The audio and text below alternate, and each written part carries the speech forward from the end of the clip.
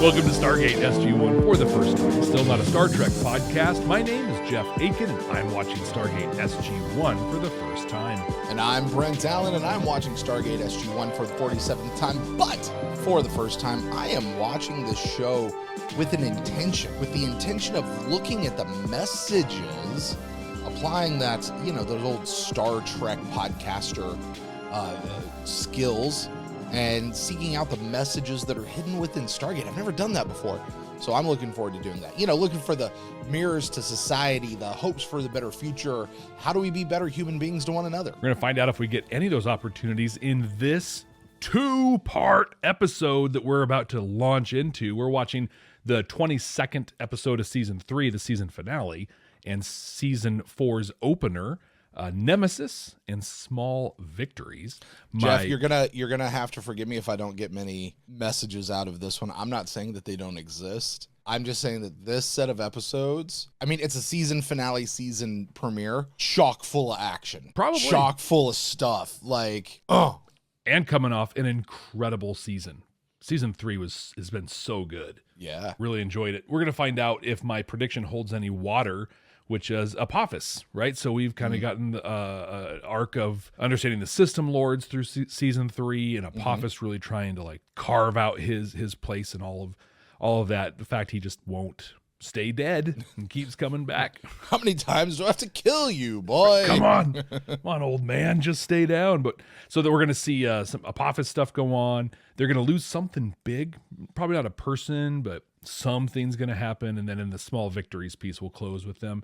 I believe you said the thing they're going to lose was the SGC. I think it's going to be something with the SGC that happens. Some sort of damage or something. Maybe this is where Buck Rogers moves from the Earth base to the starship that's going across the way. All right. Gets that upgrade to everything. Speaking of upgrades, do we get any? Is there any cool stuff in these episodes that I should know about? Well, there are a few things. A lot of times I can't give you too much because of, spoilers, but here's a few things. Episode 22, season 3, Nemesis, air date March 10th, 2000. Jeff, that should stand out to you. Yeah, it's my mom's birthday. Not for that reason, but happy birthday to Jeff's mom. This episode aired in America, unless the notes are wrong, and they could be, just 2 days after Crystal Skull. Very weird. Yeah, very weird. You don't often see that. Now, Small Victories wouldn't come on until June 30th, so they definitely take a bit of a break here between the two, although it's not that long of a break, but still, they take a couple months off.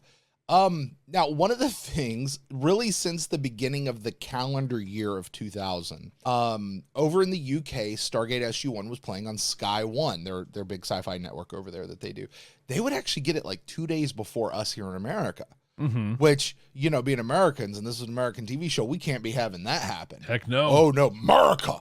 So, actually, while we got to watch Small Victories on June 30th, our friends over watching on Sky One had to wait all the way to September. So that's right. Putting them in their place once again, right where they should be. That the Boston Tea Party hasn't ended yet at this point. We're still finding those opportunities. Absolutely. Absolutely. Just to stick it to them one more time.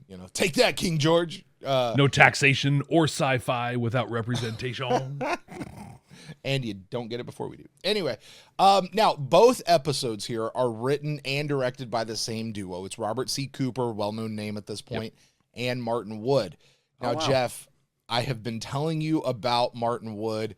I've promised there's this coming running gag that he starts. I'm 90% sure it starts in this set of episodes. Okay. So just be on the lookout for it. It's him with this big A wrench.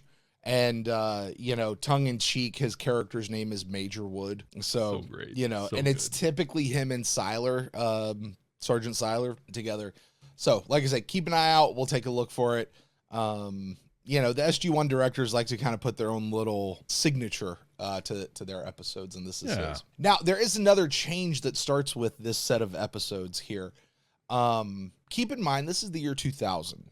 Now, Jeff, what's happening? Reach back in the recesses of your mind. What's happening in the world of television, particularly with how they're shooting and filming episodes of TV at this time. Do you know? Do you remember? Is this when HD was starting to be a thing? Starting to. People are starting to go from film to actually digital recordings. Okay. Again, it's starting to. Now, SG-1 is not making the digital jump yet. They will eventually, where everything is just super high def, right? However, they are moving from shooting on 16 millimeter film to 35 millimeter film. And for whatever reason, if I understand the way it works, 35 millimeter film does allow for better HD. Yeah. Like if you go back and scan it and digitize it, 35 millimeter gives you like such better clarity and quality. So, you know, I'm kind of expecting, I didn't know that happened in this episode. I'm kind of expecting to notice a jump in viewing pleasure as we go into these two episodes. Coming off that green screen work from last week's episode, though, it can't be awful. No, it's not going to be. It's not going to be hard to make an improvement on that. So, not at all. That's all I got on the front end of this, Jeff. We'll talk more about on the backside of a few other things. But with that, it is time to go watch this set of episodes. Hey, listen, if you're joining us for the very first time, first of all, welcome. You're amazing. You're awesome. We're so glad you found us here. The way this works is, and we have to go through this because every time is somebody's first time. The way this works is Jeff and I have not watched this set of episodes yet. We're going to do it like right now. If you're hanging out with us on YouTube, stick around because you're going to get the reaction video to both episodes back to back. It's all going to be contained. And if you want the full unedited version of that reaction video, head over to our Patreon page at patreon.com/BadNerds. And you can catch a whole lot more over. I messed you up. And you can catch some really cool other stuff out there on Patreon as well. If you're listening on a podcasting app, we're going to meet you on the other side as you gate into the future, where I'm going to share my first time reactions. Brent's going to share those sci-fi messages that he finds. So Brent, let's do it. Let's go into Nemesis and then Small Victories. How you doing? Good. Did you get your haircut? Yeah. Why? All of them. No reason. I expected that from Jack. One of those. Can I see your scar? I do that all the time. No. Fraser says it'll be about a week before you get out of here. You know, it's funny. I mean, after everything we've been through these past few years, and of all things, it's my appendix that lays me out. But it's not going to be a week. I mean, I feel fine now. Want to go fishing? Actually. Fun fact. Yeah. Michael Shanks actually had appendicitis, and they wrote it into the script. And he's gone for it took him like a week to go through the whole process so he could start filming again. That's so perfect. This is the why he's out of so much of the episode. Love it. That's so great. Listen, why make up something? Yeah. You know what I mean? Just put it in. It's fine. Here's the thing. Yep. No, you know, I think maybe I will stay here for 2 or 3 days. That's a good idea. I had my appendix out when I was 10. I still have mine. Really? When I had the old days where they basically cut you in half to take them out. I have a pretty gnarly scar. Ryder! Sir, hi. She's a welder. How's Daniel? Oh, he's going to be Why fine. not? What are you It's doing? very science-y. I'm getting ready to do a detailed analysis of the decay rate of naquita within the reactor. Ah! He gave I'm her on a second. vacation. That's good. Yeah. Yes, sir. So are you. I know. Daniel's recouping. Teal'c's off visiting his kids somewhere. Personally, I have a date with a little lake in Minnesota where the bass grow that big. Why isn't he visiting Lady? Why isn't he going to see her? Yes. Because we forgot about her. What I'm describing here, I already forgot her name. involves a very special element. This is fun to me, sir. Well, if playing with your little reactor sounds better than exploring the lakes and natural beauty of northern Minnesota, there's not much I can do. Was that an invitation, sir?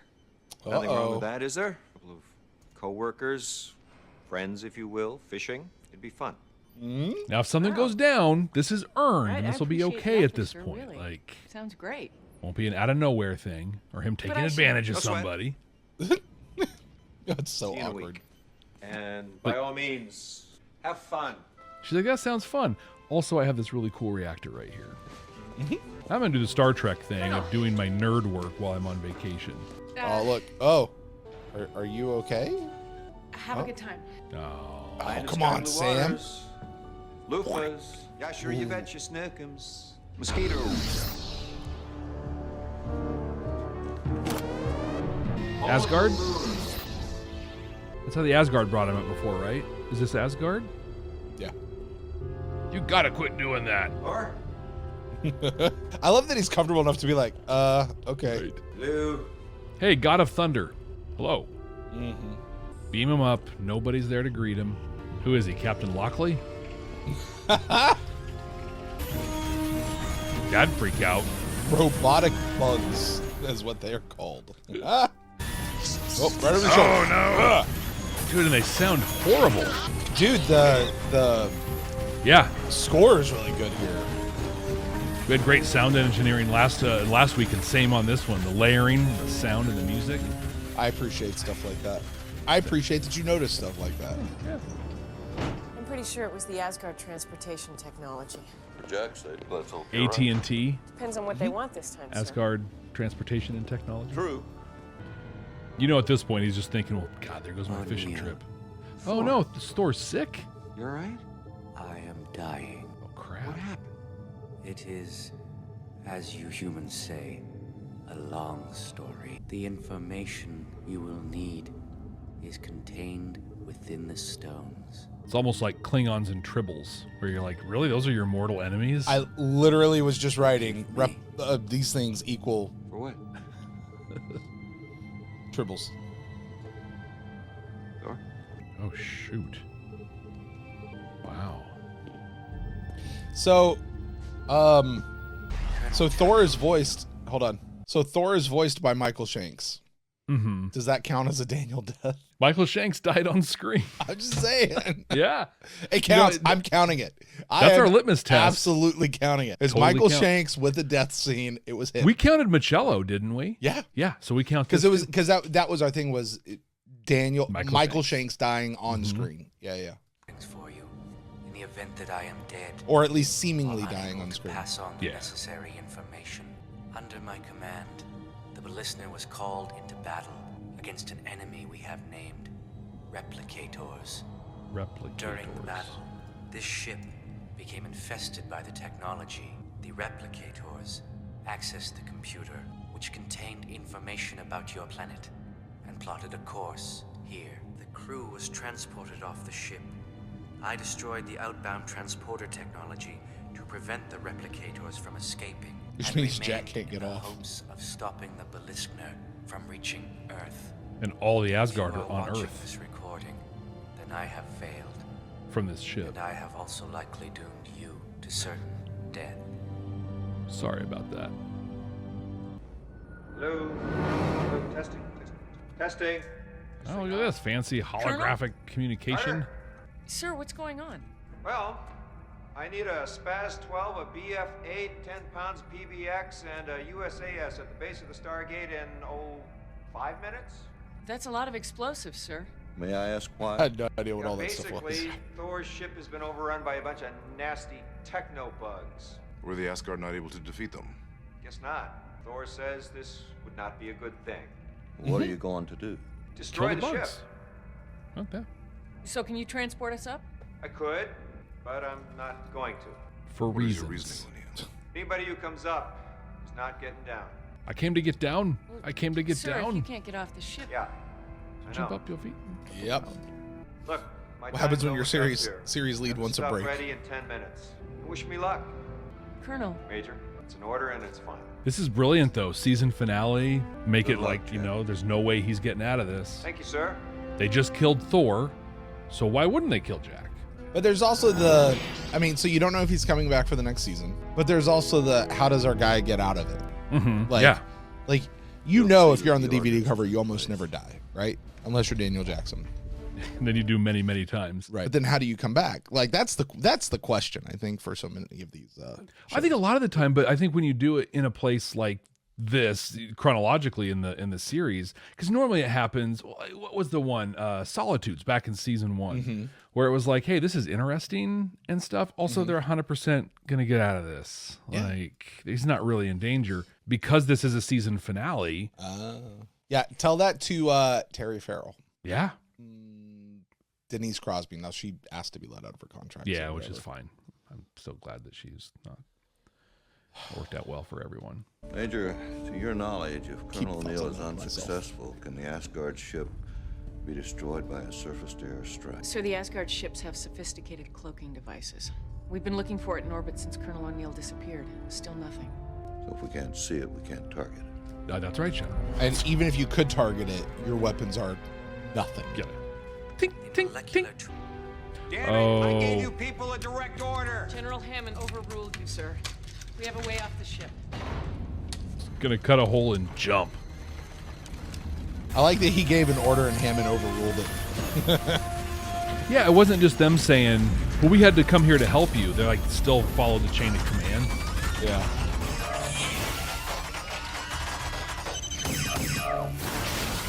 Oh, that gun didn't do anything. That did something. The thing is, before it just crawled over Jack, like they weren't a threat to him.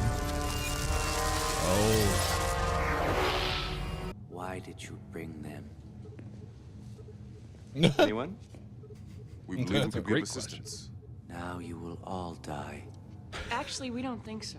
There's a shuttle prepping on the launch pad. If we can transmit the coordinates to NASA, they can be here within a matter of hours. And the We also replicators can brought get on spacesuits board. in case an EVA is required. All Asgard ships are equipped with internal dampening fields that activate in the event of an explosion. PBX ain't gonna do nothing. Well, how exactly did you expect us to destroy the ship? If I Self-destruct? knew a fast, simple method, I would have destroyed the ship myself before endangering your lives. In other words, Of course you oh. would. The technical specifications of the Beliskner were contained within the recordings I made for you. Oh, I haven't had time to watch all the stones. What? Stick those on there. It's like a laser disc. Right? Beliskner, powered by 4 neutrino ion generators. In your Earth units of measurement, each engine outputs a maximum of 1 billion Yeah, my kilojoules eyes of glossed over right about That's that. a serious engine. I was just gonna say, do you hear that? That's the sound of hundreds of thousands of nerds screaming in joy and ecstasy. Give us more of these stats. Give us more of these stats. This is great. Guess I better go through all these recordings. And Sam going. Like, rear thrusters. She's like, forget the Naquin. I want to know how to make a cool ass ship. neutrino ion generator. Welcome back. I like Major Davis. General, I I wish it really wasn't do. always under such unusual circumstances. They are currently feeding off the ship and replicating, Thus, replicators. Are you saying they're actually eating the ship? ingesting the alloys. Yes. They're They metal-eating will tribbles. continue until they risk compromising the integrity of the hull. Can this ship withstand an uncontrolled re-entry into the atmosphere? No. The heat from the friction would cause the ship to burn up. Wait a minute. Self-solving problem. Are you trying to tell me that with all this advanced intergalactic technology, this ship can't withstand a little heat? In order to reflect the subspace field of the phase generators. So, no. Yes. Then all we have to do is crash the ship into the atmosphere. You will have to regain control of the navigational computer. Do they, though? Don't the replicators want to go onto the planet? That Like, just can let them do only their be thing. done from the It'll burn bridge. right up. Well, there was a map in the recordings. Can we direct them from here as they go? Yes. Well, but it's got to be an uncontrolled entry. If the For it to replicators burn are out. controlling the entry, heat shields and all that, they got to go uncontrolled. Kind of tumble into the... We brought medical supplies, and I have medical field training. You cannot help me. Seems pretty arrogant there, Thor. Right? You are talking to Sam Carter. You there yet? The door up ahead on your left leads to the bridge. I almost wish Jack was wearing cargo shorts. It sounds like there are replicators inside. Yeah, they kind of ate most everything. That's definitely a pleasant sound. Forget that. It's very soothing. You get the replicators and the Daleks in one room, and it's going to sound awesome. Well, throw the Borg in. Even better. Okay. Right? New plan. All 3 different shapes. Nothing's been He's damaged. in a pod. Good. Thor's not doing well. He says that pod could put him into a deep stasis that would preserve his life. So do it. He won't let me. What's he going to do? cry on you. He's not going to stop you. Hey, right? I understand you're not being a particularly cooperative patient. As long as I am conscious, I still may be of some assistance. Yeah, however, if you're dead... As I have said, if you do succeed in destroying the ship, we will all die. There's the shuttle door. Remember we had Carter the has said, shuttle thing? we might have a way off this ship. Sir, the bugs blow are up going to the land the thing. ship themselves eventually. The BF-8 might just be enough firepower to blow the deceleration drive. Might. If we blow it at the right time, we can alter the entry path. The ship would then accelerate out of control and burn up in Earth's atmosphere. What needs to be Problem done solved. then is to place this explosive outside of this vessel. Someone's going to have to go out there. How long can you hold your breath, Teal'c? Of course they are. Jeff, we're getting a spacewalk. I'm Yeah. saying. Like, Here we go. as a sci-fi nerd, I love gets- this episode, man. Yeah, I love it gets no everything better. about this episode. I got robot bugs. Doctor? I got transporter technology. I got aliens talking to me, You got quadrants. General, being going to DEFCON misused. 3. The Russians have gone on alert as a response. The moment the Asgard ship attempts to land, the president DEFCON has decided to let 3 the rest Russians? of the world know what we know. And then? We hit it with everything we've got. SG-1 is on that ship. Yeah, they're dead. I have as much confidence in SG-1 as you, Dr. Jackson, but they left over an hour ago. Had no communication since. And we have no idea what kind of a time frame we're dealing with here. Let's give them a reasonable chance, Major. So this is a new thing that I think I heard. The Russians know what's going on and are preparing a response. Didn't we talk about before how like international communication about this kind of stuff and how America was kind of keeping mum the word? Did he say that the Russians know? So the Russians are preparing a response. Because they detected something in space. Just something? Is that Hold what on, it was? hold on. Let's run us back because I want to know what Okay. they said. Yeah. The Russians have gone on alert as a response. The moment the Asgard ship attempts to land, the president has decided to let the rest of the world know. That's what all we it know. is. That's just We've weird. gone to DEFCON 3 and Russia has responded to us going to DEFCON 3. is what Oh, that okay. is. That makes sense. That Yeah. makes sense. That's the limit of and then the president has decided as soon as the Asgard hits the atmosphere, then we're gonna have to tell everybody because sorry There it guys. is. Yeah. We've known about this for a while. Sorry we didn't tell you. My symbiote protects me from exposure to radiation for a prolonged period of time. We learned that last Okay, week. you go. That's good. Don't argue it. That's factually true. That's what it is. I mean, you can be the good leader and want to be the guy to go, but there's a really good reason that Teal'c should be the guy here. Yeah. Or be a good leader and play to strengths. It looks like the top button. Not be the opens cowboy inner hero. door. Although I ain't gonna lie, I would kind of want to do a spacewalk. Yeah, totally. Like, I hope he has magnetic boots. I always love. They always put lights inside the helmet. Indeed. Like, got an Might wanna indeed. think about Nice. Good catch. hanging on tight out there. It's been a while since we've had an indeed. It's been too long. Let's do it. Something. One small step for Jafar. Teal'c Very nice. Doug's got jokes. has jokes. Oh, do the replicators eat the connectors? Carter? Yes, sir. I'm working on it. That's some strategy right there. Yeah. That 6-hour air supply is going to become a thing all of a sudden. Well, Daniel's skill at being able to read that console and decipher languages really fast would come in handy right about now. Yeah, you'd think. Just put stuff around. Uh-oh. Are they going out? Yeah. They're going. This tank just blew. O'Neill! Carter! Sir, I'm trying to use the transporter to beam him inside, but it's not working. The transporter array on that side of the ship must have been knocked out by the bugs. I like we still call it do beaming. this, but Teal'c's gonna have to push off. Oh, The other transporter arrays could pick him up, but only if he's far enough away from the ship. true leap of faith. Yep. We're gonna try to beam you aboard. But you have to push off from the ship first. You read? You have to push off. You push off, O'Neill. Push off. It's a beauty way to go. Push off.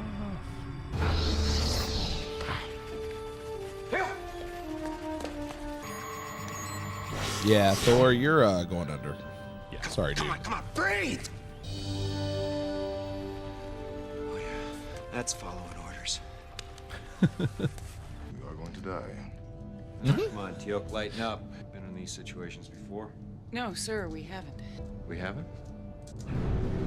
Yeah. We're in a super powerful spaceship that we're completely out of control of and have no idea what we're doing, and there's no The vessel is power. beginning its descent. Have never done this before. Have you noted the name of the ship, Jeff? Blasquith or something. The Beliskner. Beliskner. That's a cool name, man. That's a great band name. That's a great like gamer tag ID. It's like a Swedish metal band. Beliskner. Objects on a controlled entry. Projected landing on the west coast of the United States, sir. Of course, this could also be a sign they've already lost the battle.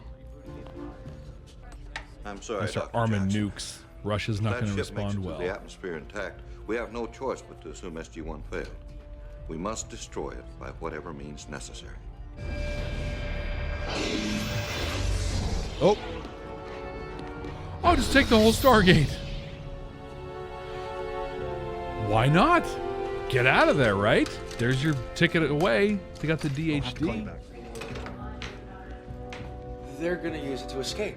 Like you did from the Apophis mothership. It could work. It will work. They'll gate to another planet and then home. You had a DHD, they don't. Even disconnected, there should be enough power to dial out once.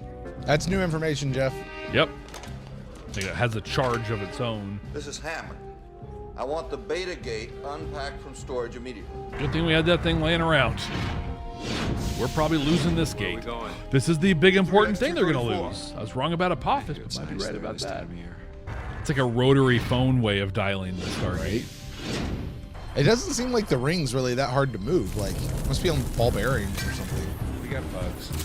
I'm just saying, one shot per bug, like, that's gonna go quick, man. And a lot of bugs. Right? You better hope those replicators don't go with you. You ever shot a shotgun before? I have. Yeah, like, that's no joke what he's pulling right there. Yeah. Jeez, Jack. Yeah. Holy crap, dude. Took a little heads down would have helped. Right? This is where you need those rifles that actually have like full on just buckshot, just so it spreads and yeah, they're holding their own, but that is never ending. They've been breeding this whole time. Replicating, Jeff. Replicating. Do it, Jack. Come on. Go through the gate. Fireball headed for the Pacific Ocean, 400 miles off the coast of California. Yeah, it's probably fine. Aim it at the garbage island. Maybe solve a couple problems at once. Nobody else will see it. Don't worry. Yeah. Nobody pays any attention to the Naval coast of recovery California. teams are moving in to deal with any wreckage. You know what I think of when I see that blasting into the water? I'm sure you were right, Dr. I hope that's not Jackson. hitting Point of coral comment during reef. Stargate. Had to be an escape. Yeah. Or any habitat, underwater habitats that are, you know. Like complex ecosystem down there. Just... Oh, no. Mission accomplished for the replicators.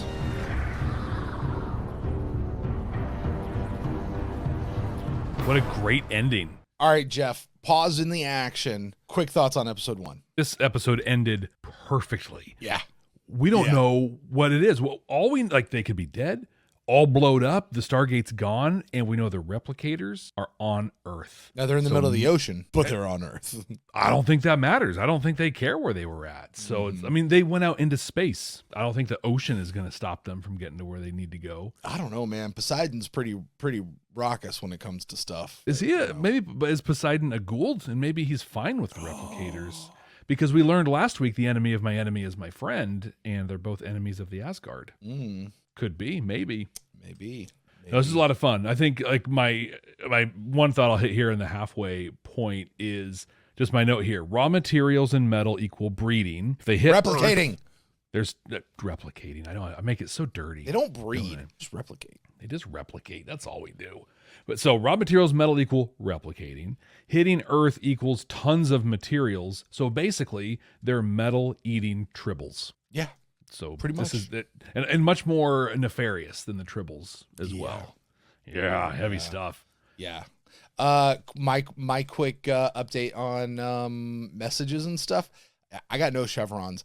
It's just a kick-ass episode. Yeah, that's it. Yeah. This is good stuff. By the way, just a reminder, folks, chevrons is solely having to do with messages, has nothing to do with bearing on the quality of the episode, so do not equate those two at all. Jeff, let's jump into the next episode. Season 4. You're in Season 4, Jeff. Let's go. We made it. They're going to eat the sub. Oh, through the torpedo tube. Do not open that thing, dude.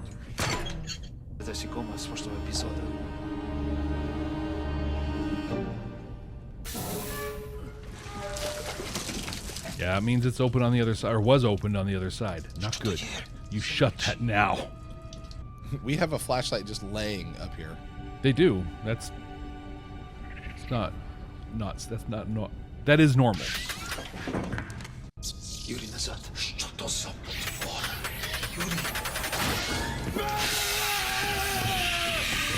That was well done. Like his reaction to it and everything, that was good. So what we didn't see in the first episode was a replicator attacking a person. Now, At all, it just climbed over Jack that one time. Yeah, like this got into his face, sprayed whatever sort of acid or whatever into his face. But as you know, they need metal for replicating, not bio whatever. So this really is just kill a dude, get out of my way so I can go do what I got to do. It's an attack. Yeah. Well, I still want you to take it easy for at least Off-world activation. Repeat, we have an Oh, they must have got the other Stargate set up. another week. Well, the beta gate is now there. Yeah. I was just thinking how having the Stargate on the ship when it blew up from the other thing, like just exponentially increased the explosive power. And they're okay. Yeah, there you go. Well, it's about time. We did kind of save the planet, sir. Again, they should not get old. They all look very different. Job well done. Do they? He doesn't have as much color in his hair. What happened to Thor? Sam's hair is totally different. Yeah, so they're under the assumption that all the Carter. replicators is dead. Mm-hmm. Yes, sir. You know what you get when you assume, Jeff. Yeah. It's not good. It's a little smelly. Deja vu. General Hammond just called. Major Davis is on his way in from the Pentagon. Not going fishing? No, sir. I think that's him. That's him right there. That's Martin Wood. Oh, was it? Like, yeah, like right over his shoulder. Yeah. He didn't have the wrench They yet. intercepted a Not the Mayday wrench yet. from the commander of the Foxtrot-class attack submarine. That's Russian. Sir, if this started with only one bug, it's already replicating. The man that took the pictures fortunately made it out. The Nimitz reported to the Pentagon, who advised the Navy to tow the sub in. Do the Russians know we have it? No, we're denying any knowledge. Yeah, they made a whole movie about that. We have to make sure that none of the replicators Sean get out of Connery that cell. action. It's under tight supervision. Is there any other way we can neutralize these things? Maybe some alien technologies you've come across? The replicators are impervious to Goa'uld technology. They are, however, susceptible to human projectile weaponry. Guns. If there are still a small enough number of the replicators on board, a properly equipped team could possibly Save the world. get it hold for you, sir. Once again. Unauthorized gate activation. We have no teams currently off-world. If it's unauthorized and there's nothing off world, just leave the iris closed. Isn't that the point? I was gonna say, iris should automatically be closed. Just whoosh. Thank you. Doors closing. I'm trying, sir. It's not responding. Oh, That's Thor. His little pod survived. Good for him for recognizing him. yeah. Stand down. Thor, buddy. Greetings, O'Neill. Maybe you could help us out? I cannot. Why? I have come by Stargate because there are no ships to spare. My homeworld is being threatened It's a by the full-on replicators. attack. I have come here to seek your help. Hey, Your projectile weapons proved effective in fatally damaging the replicators.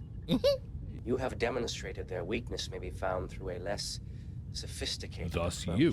Wait a minute, you're actually saying that you need someone. You may have come to the right place. Of course, Jack's gonna embrace the Thor, dumbness. with all due respect to your situation, we need SG-1 here. I could go, sir. I don't know, Carter. You may not be dumb enough. Permission granted. We must leave immediately. Really? Would you grant that permission? I don't know that to I send would. Sam Carter of all people. This is kind of a throwback to was it There for But the Grace of God, where Daniel went into the alternate universe? Mm-hmm. It's almost a throwback to that, where he's like, hey, so my Earth is in a lot of trouble and you're about to die, but you should divert all of your efforts from saving your people to saving my people. Yeah. This is kind of similar, where Thor's like, hey, yeah, so you got a replicator here. That sucks. That's awful. Mm-hmm. Also, I need your help here. Yeah. And they're giving it. So, I mean, on one hand, yeah, it's stupid to let Sam go. On the other hand, well, in a cosmic way, it balances. Mm-hmm. Where are we going exactly? 5 Asgard ships are currently engaging 3 ships controlled by the Replicators, which are on their way here. We are going to join the battle, and with your help... So they have to fight their own ships, essentially. Okay. And guns like that on a boat like that is horrifying. Like those corridors, anywhere you move, are just so tiny. You're off by anything, and those bullets are going to ricochet so much. Music, sound effects, really building up the tension. This is great. Turns out they know how to make an episode of TV. Right. Really, really well. Or a different color. Some sort of camouflage? Different quality of material or something like that. Something in it. We're moving on. It's going to create like an offshoot breed of replicator.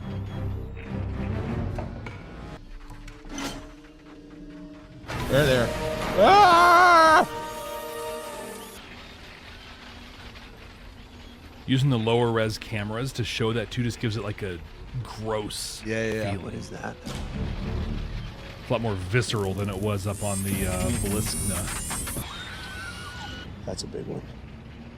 It's the Replicator. If that's some sort of queen, the other bugs may try to Replicate. I was gonna say, now they've got a queen.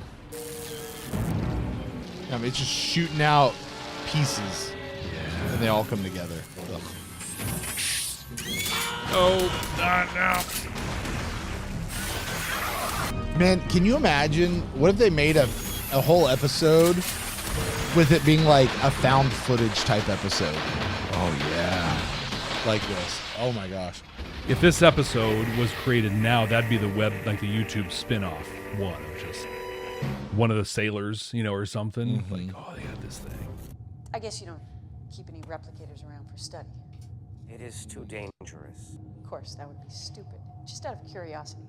Could say, I don't know, 2 individual blocks replicate? It requires several blocks working together to make new blocks. It's good to know. With me right now, actually. In my pocket. Hologram technology, man. Wow. It will simulate any behavior we have observed. That's a pretty neat, Lego way of putting stuff together, man. Yeah. It's out of control. Nobody's going back down in there. We have to blow up the sub and hope that we can contain any of the bugs that survive. It's kind of what It's the only way. Neil told you a while ago. Mm-hmm. Dude, teal'c's hardcore. He's like, yeah, just digged it out of my spine. It's okay. That's only like half a piece, man. Where's the rest of it? Stuck in teal'c. He's going to become the proto-Goa'uld replicator. We have lost contact with the rest of the Asgard ships engaging All the of them? Replicators. Well, could it be a communication problem? Yeah. Problem is they're replicators now. The Asgard ships are not being detected. So what are those? The Replicators. We're too late. The bugs use whatever raw materials are around them to replicate, right? And these ones are eating the Russian submarine, which means they're basically made of steel or whatever the sub is made of. That is why they are a different color. And it may also explain why they haven't tried to get off the sub yet. Yeah, no food. They can't. You see, they're only as resilient as the raw materials they're made of. These ones aren't like the ones on Thor's ship. They'll rust or short circuit in the water. They're less sophisticated and they're vulnerable. I'm sorry, it sounds like you're now saying that blowing up the sub would easily destroy them. If that's the case, why don't we do it right now? Because there's still one bug that could survive. The one that survived Thor's ship. It's the one that started all this by killing the entire crew of that sub. We have to be sure this won't happen again. Yeah, Small charge on the upper level, draw them away from I just confirmed that Dallas was the same boat from Hunt for Red situation. October. It was. Now's our shot. Sub's diesel engines just started. The replicators are trying to move? That's on purpose. That's We're anchored for now. Just better get out there before they decide to dive. And I almost think if they're going after tech, they would have taken the diesel out first. It's probably easier to consume than the nuclear reactor. But I don't know. But way less tasty. So how long before they reach your planet? But even the nuclear stuff has to be a disappointment compared to the Your ships can go stuff, much the faster neutrino than light stuff they had speed. up on I've the seen you fly Asgard clear ship. across the galaxy in no time. What's the strongest material you know of? We have just developed a new alloy of naquita, trinium, and carbon. It was used to create the hull of the O'Neill. Can that ship reach hyperspeed yet? Yes. Can it be flown using autopilot or some sort of remote control? Why? So we can get the replicators to chase after it. It is possible, however. That ship is everything they're looking for. It'll look like an all-you-can-eat buffet. But it is not. They don't care. They will capture it and consume its technology. Not if you rig it to self-destruct. I do not understand. You said that the bugs can't use shields or weapons in hyperspeed. If the O'Neill enters hyperspeed, the bugs will have to in order to follow. When they do, you blow the O'Neill and take the bugs with it. Major Carter, you are suggesting that we destroy the most advanced Asgard attack vessel ever created before it is even finished. Yes. I know. It's exactly what she said.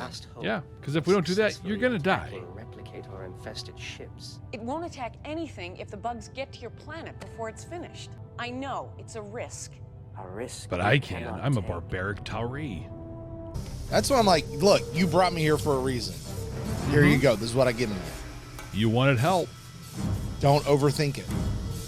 Gonna what if your way into oblivion. They're playing really loose with projectiles and explosions in a submerged boat. Hey, Jeff, don't overthink it and ruin this stream for me. I like this one. Not even overthinking it. This is just like, this is basic underwater physics. I know. Listen, sometimes with things like Fast and Furious, you just gotta forget physics and go. Now, you keep trying to defeat them by building better technology, and they keep absorbing it and becoming more advanced. You have to use that against them. Then we should try it. Yes! Thor just dipped. We should try it. I'm outie.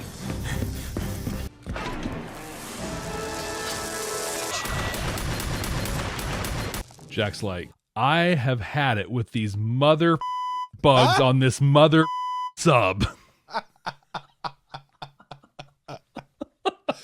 Oh, there's no way that's getting edited out. We are not getting out of here. Mission accomplished. Blow it.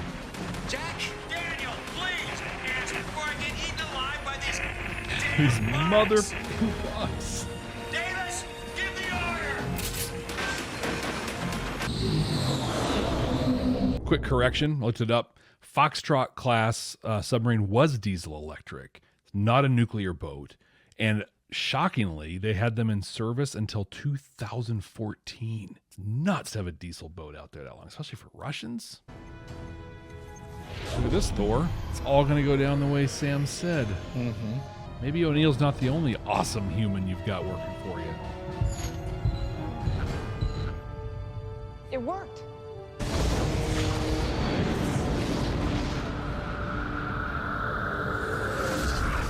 Good shields. Yes. Aww. Oh. God, I'm sorry I didn't hurt you, did I? I am fine. Also, it'd be okay if you kept doing that. It was your stupid idea, Major Carter.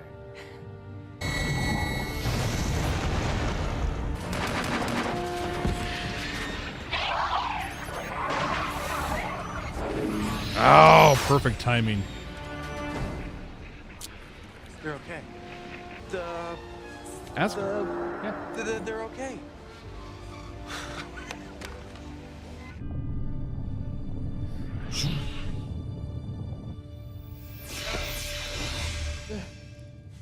Now, that's timing. Came as soon as we could, sir. So the bugs are all taken care of down there. Pretty much. You? Yeah. Asses. The Asgard had this big new ship, the O'Neill. Oh, yeah? But we had to blow it. Oh. The Asgard are most grateful. One day we shall repay you by helping to fight the Goa'uld. One day? Saving one Asgard planet is a small victory. Well, if you ever need any more dumb ideas, you know where to find me. Best way to combat intelligence is stupidity. Hey, listen. Stop by any time. In fact, I'll take you fishing. I'd love to do that.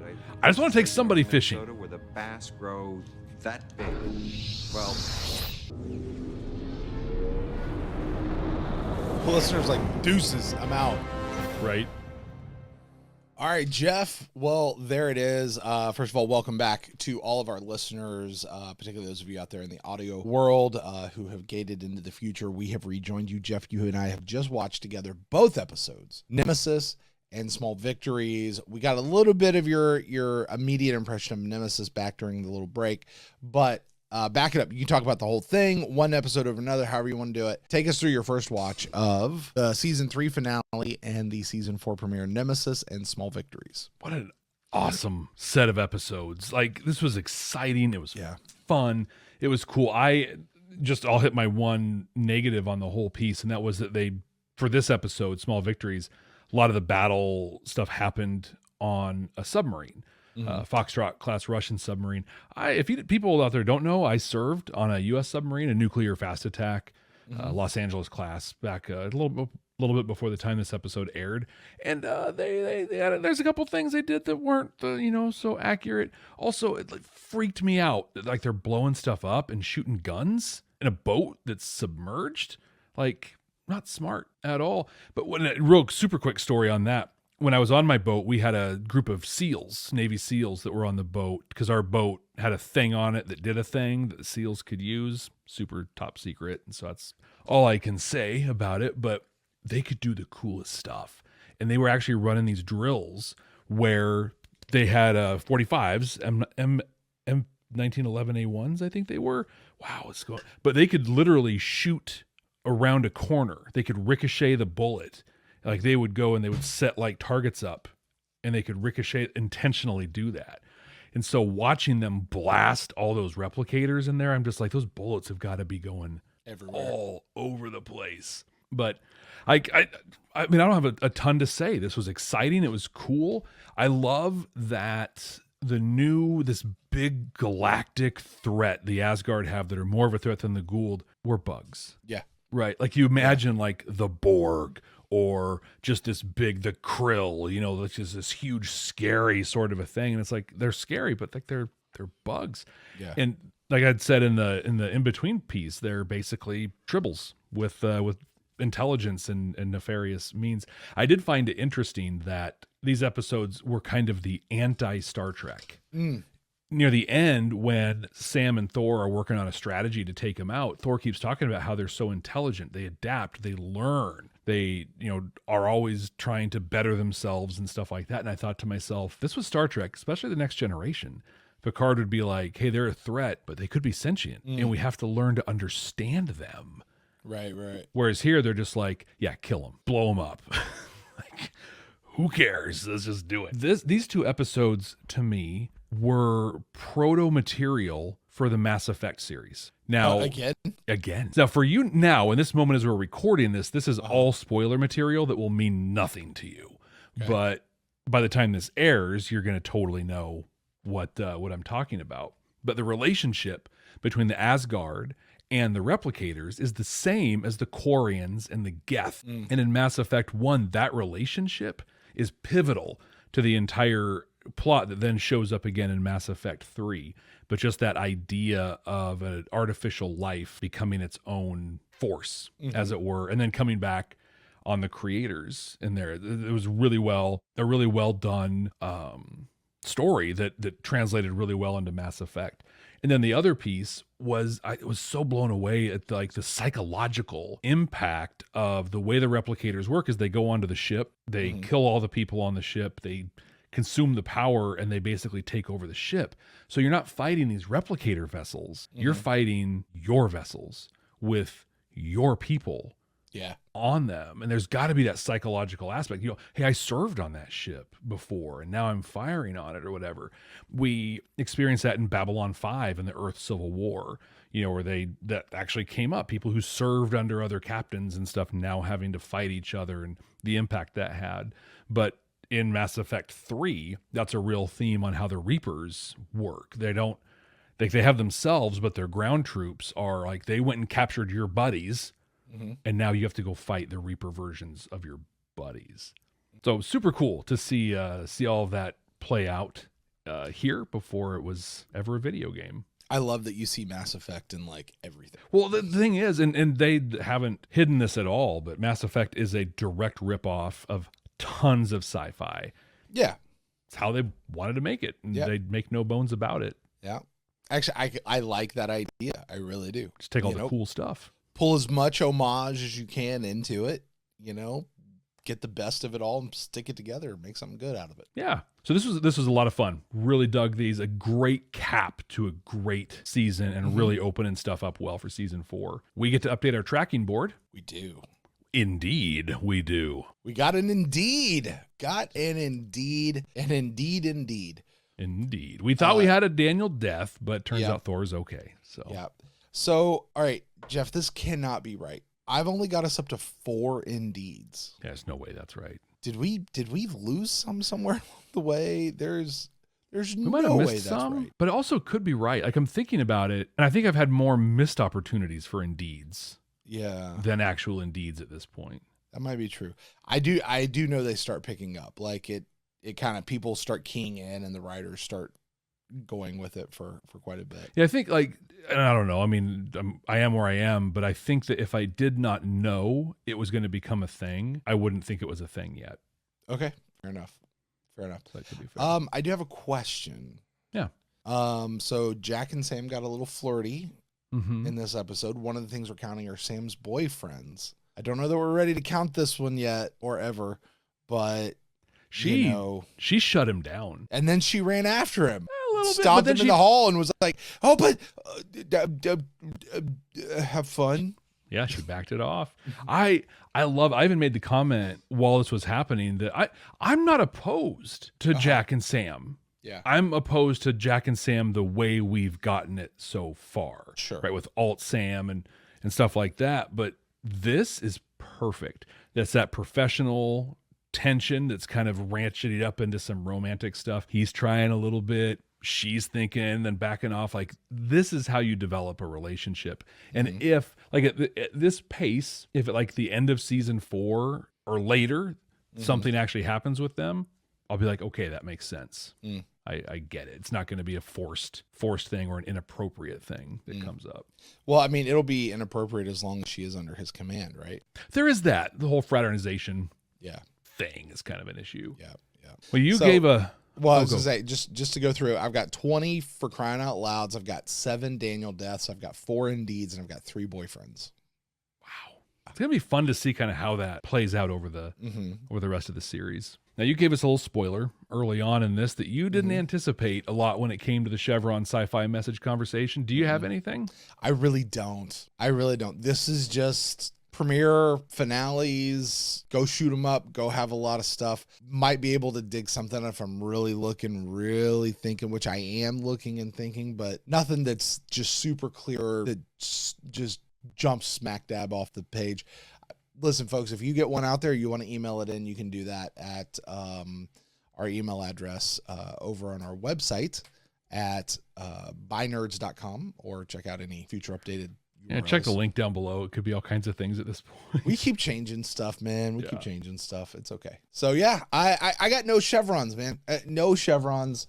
Again, I say chevrons have zero bearing on quality of episode or how much fun we've had in the episode and how much we like the episode. It's solely restricted to messages. And these weren't message heavy episodes. This was, let's introduce a new bad guy and let's bring back Thor and let's go shoot a lot of bullets and make fun of ourselves for being primitive yet again. So I give it 0 chevrons, but Jeff, you, my friend, get to place it in our 100% completely accurate and immutable ranking of season 3, season 4. I want to know where you're going to place it within season 3, but I think we tend to push these into the next season as they do. But where would you place at least Nemesis or this within our season 3 ranking? So I do want to split them out because I think this was a great single episode between the two of them. Also 2 totally self-contained episodes. You think so? At the same time. I do.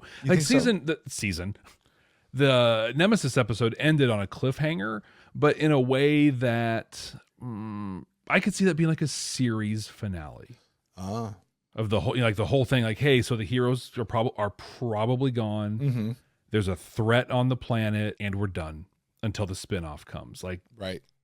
You got rid of everybody and then you give the dun dun dun exactly or whatever. Yeah. And you pick up on Small Victories and it's like, okay, yeah, I'm picking up. It has a very different feel. You know, it got smaller and a bunch of stuff that was good. So I do want to break them up. And so I'm going to do the easy one first and do Small Victories, which is going to be the number 1 episode of season 4. Okay. Cheater. So far. Go ahead. And so I'm looking at season 3, and it's hard because this doesn't fit in. Like when I look at season 3, we have these big like Shaw-Ray, Aminette, Apophis sort of things. We've got the Tolan stuff going on, and stuff with the like this big heavy stuff that's the lore we've been following. This is brand new stuff, and it has a very different feel. In fact, following the Mass Effect allegory or metaphor, this is the feeling of Mass Effect Andromeda compared to the original trilogy. I'm like, what is Jardan, and why are we dealing with robots all of a sudden? Like, what's that? But it's also great. So I look at this and I'm like, oh my God, where would it fit in season 3? And as I'm saying this, I'm making a real case to actually just rate them together in season 4. So I'm going to keep that asterisk and let you possibly talk me into that based on where I rank this. Because where it's sitting here in season 3, Brent, I have to make it the number 4 episode under fair game and Forever and a Day. Yeah, I could see that. I'm not going to make a case for you to push them together. I think you make a really good case for why they can be 2 separate episodes, but I will also, this really was more of a ending on a cliffhanger and coming back with a new episode than here is one episode that is 2 episodes long. Exactly. Yeah. Those were 2 thoughts that string together. Yeah. So I kind of like pushing them apart. Whereas like you look at Jolinar's Memories and Devil You Know, which is sitting in our number 1 spot. That's one story. Yeah. That's one episode that was an hour and a half long. Yeah. So, I kind of like that. I like that. There's a few others I might move around later on. Ergo should be way higher than it is, but whatever. No. I take that one and Comtria guy and put them together. Oh, do not do that. I will punch you. But that's a good fandom. Man, that's a good ranking. I like this ranking overall. I think you've got the you know what season 3 is. You know what it's about. You get it. You absolutely get it. So I'm excited to get into season 4. I will tell you, Jeff, I'm really excited for season 4. My favorite episode of the entire series is in season 4. Yeah. Awesome. Yeah. And it might be like the number 1 episode. I think if you look at like, ranking the episodes of SG-1, this episode could be like the number 1 episode on a lot of lists. And it certainly is mine. Do not tell me which one it is till after we've watched it. I will not, but you're going to know. Or I'm going to hate it. No, there's no way you're going to hate this one. There's just no way. If you do, I'm stopping this show. Right, like we're done. I will delete. no longer qualify. I will delete everything that we have done and erase it from memory because it'll just be that wrong. Anyway, with that, Jeff, that is going to do it for us here for season 3. We're solidly into season 4 now. That's going to do it for Nemesis and Small Victories. Next time, Jeff, I'm going to give you one hint. Okay. All right, I'm going to give you the title, and I'm going to give you a hint, and I want you to tell me what it is all about. You're never going to catch it from the hint, but that's okay.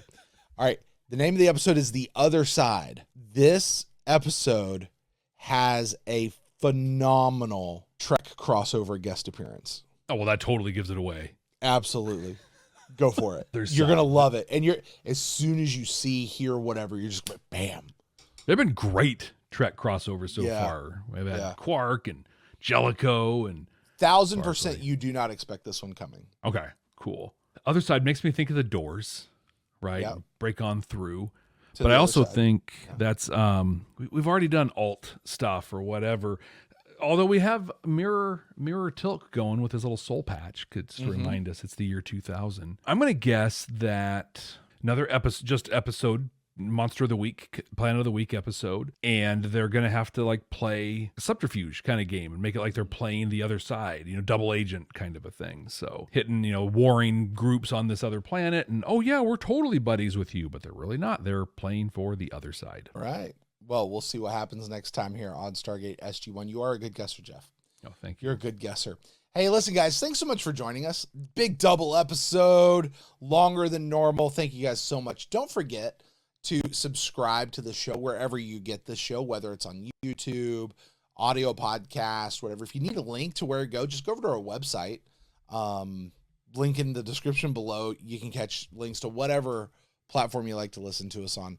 Also, wherever you are, please be sure to leave us a rating, a review, leave a comment, something of that nature, hit a like button. And the number one thing you can do for us is share this show with somebody that you know who likes Star Trek or who, like my buddy Jeff over there, needs to get in love with this incredible series. So I'm Brent. That's Jeff. We're going to get out of here. And until Brent. next time. Yeah, Jeff, what's up? Dude, this was an incredible set of episodes. Do you know what we should go do? What's that? I think we should go fishing. I know this lake. Dude, they have fish. They have fish this Oh, big, for crying out this loud. big.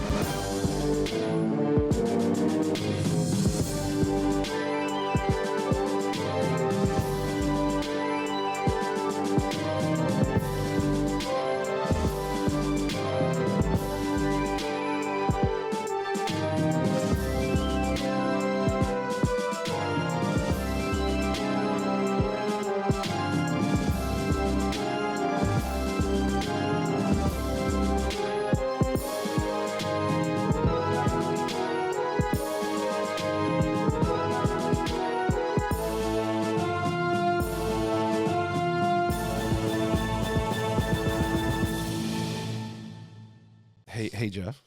Hey, Brent. So, you want to, hey, have fun. Oh, I see what you did there. Oh. Hey, I'm going to mercy kill this one. It's late for you and us, Club 65. How's it going? But we're at 2:06 on this bad boy. So we're going to call it. Yeah, that's our recording. The YouTube's gonna be a little bit shorter than that, but yeah, for our Patreon folks who've made it all the way through, audio is going to be really short. I bet this audio is going to come in at less than 30 minutes. And 23, that's going to be the recap. Yeah, exactly. It really, I mean, you know, sometimes that's just what the episodes are. So yeah, let's get out of here, guys. Thank you so much for your support. We very, very much appreciate it, and we will catch you guys next time. I promise. There's going to be more Club 65 next week because I know it's coming. Here we go.